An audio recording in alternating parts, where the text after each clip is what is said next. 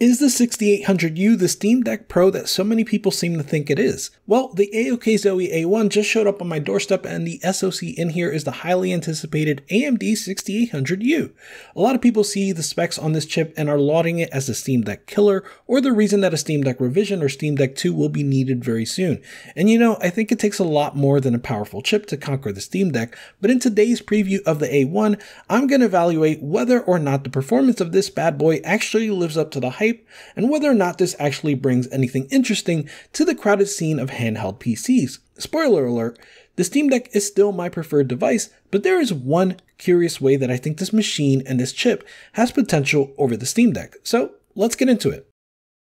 As you probably know, I normally make Steam Deck videos, but I think I've proven myself to give a fair review of other devices. That said, this video is not a review. The device they sent me is a prototype and not a review unit, so thank you very much to AOK Zoe for sending this over. I've been providing them with feedback on this, so hopefully they take that feedback and improve on what's here. To that end, this is a first impressions or preview of this prototype. If you don't know, AOK Zoe is a bit of a newcomer to the handheld PC scene, but they're also supported by OneNet, who make the One X Player series of handhelds.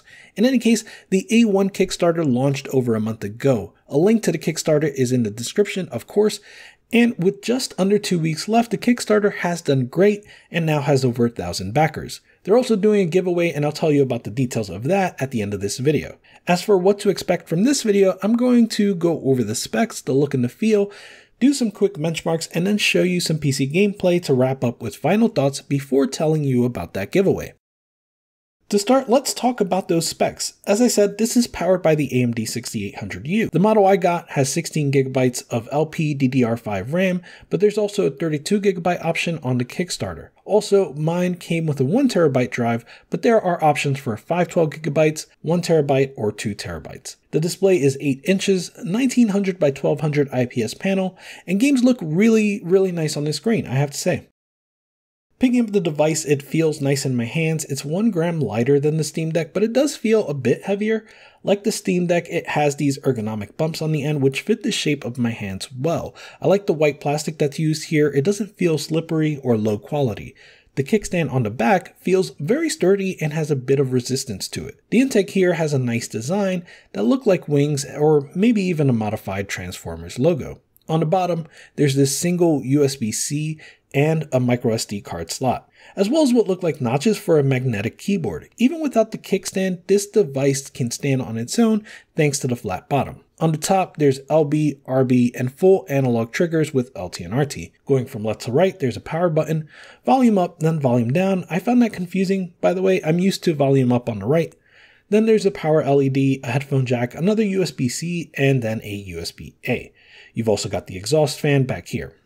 Finally, on the front, you have pretty standard controls. These are full-size analog sticks and they feel nice. The D-pad is easily my biggest complaint. I'll show you later with some gameplay footage, but if I don't do any calibration, it tends to favor diagonals, which doesn't work well for me. Finally, there are buttons on either side that help with controlling the device in Windows. On the left is Show Desktop, on the right is a keyboard button and a turbo button.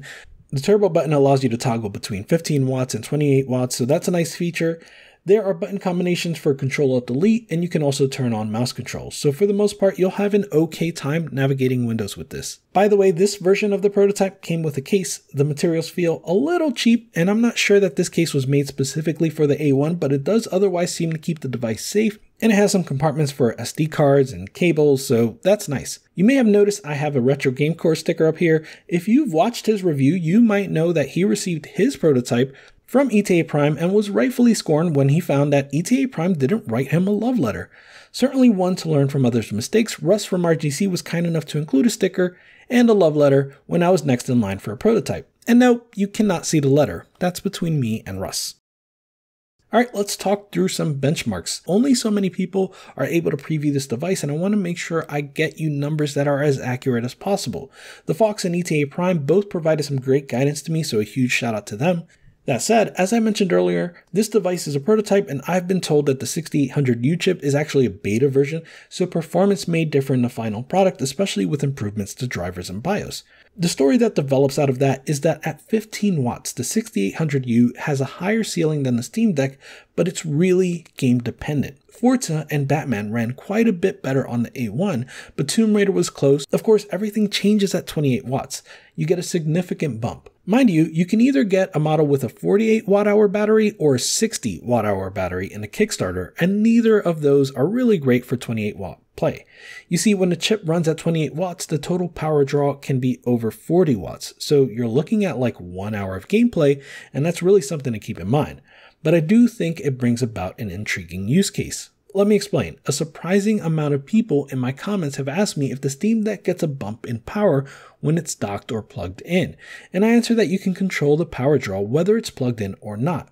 But I think people still expect a little extra juice when you plug into a wall. And I think that's something that where a device like this one with a 6800U starts to feel like a Steam Deck Pro. Because yeah, you can get a solid 800p 40 FPS at 15 watts, but with a bump to 28 watts, you can start thinking about 1080p, and that's going to allow you a much nicer experience when scaling up to 4K on a big screen display. Overall, playing 3D games, and especially AAA games, is a joy on this device. It's powerful enough to handle more than Steam Deck can handle, so I can comfortably raise the resolution and still have reasonable performance. Here's God of War at 1200p with FSR set to quality. This is still around 40 FPS and it looks great on the screen. Forza feels amazing on the A1, you can raise the preset and still get over 60 FPS pretty easily, plus the triggers feel just right for racing games, not to mention the rumble feels extremely satisfying on this. This is one of the games I enjoyed playing the most on this device. Games like Spider-Man, Sekiro, and Shadow of the Tomb Raider all look and play great on this machine. My only real gripe so far are 2D games where I'm more likely to use the D-pad. Look what happens when I play Spelunky 2. Typically, if you hold up as you walk past the ladder, you will walk up the ladder. Same if you hold down. But if you just hold left or right, you should walk past the ladder. Here I'm trying to walk past the ladder and I get caught in it 75% of the time pretty easily. This is basically unplayable with this D-pad. I can play with the analog stick, but like I said, I typically play these games with the D-pad, so that's really frustrating. Okay, so what's my final verdict? Well, I think this is a premium feeling device, both in power and a look and feel. The kickstand doesn't feel like an afterthought, and that's really, really welcome. And despite being newcomers, AOK Zowie have built a really solid device. That said, I had a lot of feedback for them, and I expect that they're taking it into consideration. First and foremost is the D-pad, which registers diagonals way too aggressively. Next up is actually the performance. While it's quite good, it doesn't always trump the Steam Deck at 15 watts, and that's actually pretty surprising. Based on my discussions with the Fox, I think more performance can be squeezed out of this chip, especially at that TDP.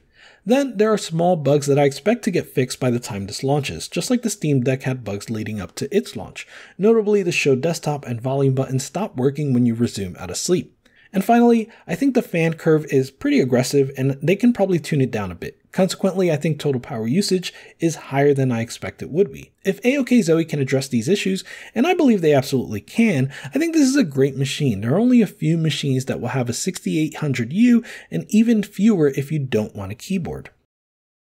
Again, check out the Kickstarter if you're interested, but also AOK Zowie has set up a giveaway if you want a chance to win one for free. A link is in the description and the pinned comment. This is a King Sumo giveaway that was set up by AOK Zowie, and you can give them your email address and follow their 3 steps to enter. Good luck to all entrants. I can't wait to see what others think of this device. If you want to see me do an emulation video or install SteamOS on this thing, definitely let me know in the comments. If you want to help this channel, please hit the like button and consider subscribing. Alright, Deck Gang out. Goodbye!